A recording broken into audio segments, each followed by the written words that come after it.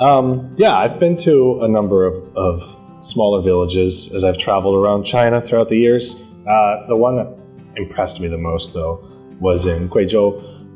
I went to a town called Xingyi. Yeah, that was probably actually it was one of the most beautiful places that I've ever been to. I've traveled to hundreds of villages, far more than I could ever count, in every kind of corner of the country, which is great because then you can see the true diversity of China in its rural areas. While I've been traveling China and making documentaries, I've visited lots of villages, and I've seen a lot of rural places and seen rural revitalization. I visited quite a few. I visited some amongst Jilin and down near Chengdu, like in Sichuan province, and in Inner Mongolia as well. There were a couple of villages that I went to. There's one in Inner Mongolia province, next to the Baotou city, Qinshan village. Quiet. Peaceful. Scenic. Modernization. Cultural. Breathtaking. Clean. Inviting. Simplistic. Openness. Family values. Natural. Blue collar. Green. First of all, what China has achieved in general in terms of its poverty alleviation is an unprecedented miracle within human history in terms of its scale, its speed, its scope, and that is overwhelmingly taking place in the rural communities, in the countryside, in the villages. That is the primary source of, again, this incredible poverty alleviation, which is unmatched anywhere in the world and at any time. So now you go to the countryside and you see, it's much cleaner. The people obviously are much more prosperous, better roads and infrastructure, that kind of thing. There's a lot of emphasis being placed on, I guess the code word is sustainable development, which of course means going at an even pace and making smart longer-term decisions about how things are developing. China has managed to utilize every single province for what they can naturally do, what they can naturally provide and grow. Using e-commerce, I think, is quite a creative way. It's a very modern way. And when you think of, rural farming or something like that, you don't necessarily put that together with digital platforms, digital sales, putting those two things together, like something very traditional and something very modern, so that it can boost the local economy. And one story that I would like to share is when I visited Gaibo village in Liping County in southwest China's Guizhou province. The community there were evoking memories of traditional folklore, and the villagers there, they became these 7 fairies of Dong ethnic minority, and they were using that folklore to help villagers sell goods online, so using e-commerce to help rural revitalization. I think what rural revitalization does is that it improves the quality of life in the villages, it improves the economy, it boosts up the economy. I've heard about the basketball competition that is held in Guizhou province. I think it's called the Village Basketball Association right now, and it's known nationwide in whole China. And I think it is really, really incredible because a lot of people from the places not so big, like not from the cities, from rural areas who also like this game, they can join this tournament and take a participation in it. It's so exciting actually.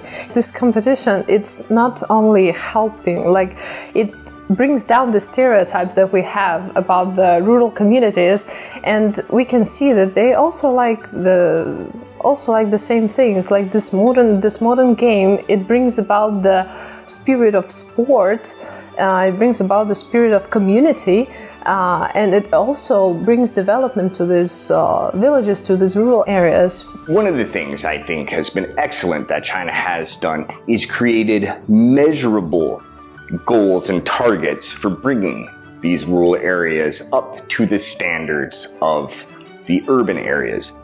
Lucid waters and lush mountains are invaluable assets. That as a concept I think is great, and it's particularly great for a leader of a country to make a statement that our ecology, our environment is a priority, and we can't neglect where we live and the natural resources for the sake of progress and modernization.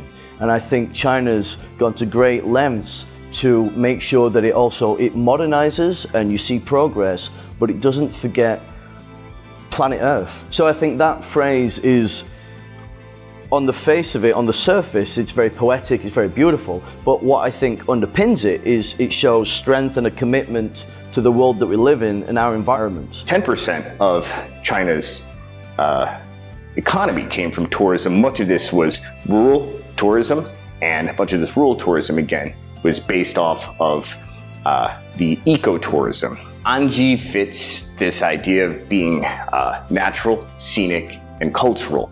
And I can give a very specific example, which is the bamboo forests and the industry there. Bamboo being raised and harvested as an environmentally friendly industry that's helping the people in the countryside and in these villages overcome poverty. Very green and very beautiful. And then you can also see how the culture has formed around bamboo. I've seen a lot of musicians that play the erhu.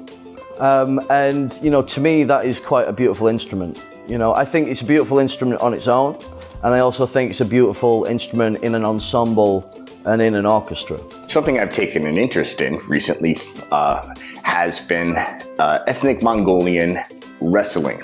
I am a really, really big fan. I don't know the word in Chinese, but the Sichuan performance, the mask changing, every time I see it, I just think it's amazing. They do it so fast, and then sometimes they breathe fire, and it's such good energy. I see it a lot when I go to like Haidilao, and I always get super, I know Haidilao.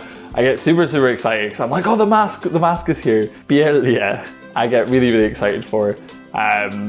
Just because I think it's so amazing, and I've never seen it anywhere else. I think the role of intangible cultural heritage in rural revitalization and development is very crucial, because I think culture and tourism go hand in hand, and when you have these remote places that need to capitalize on tourism, they need to really understand what parts of the culture they can celebrate and what they can share, because it also gives not just foreign people like me, but also Chinese people that may not have know about these smaller rural places from different provinces.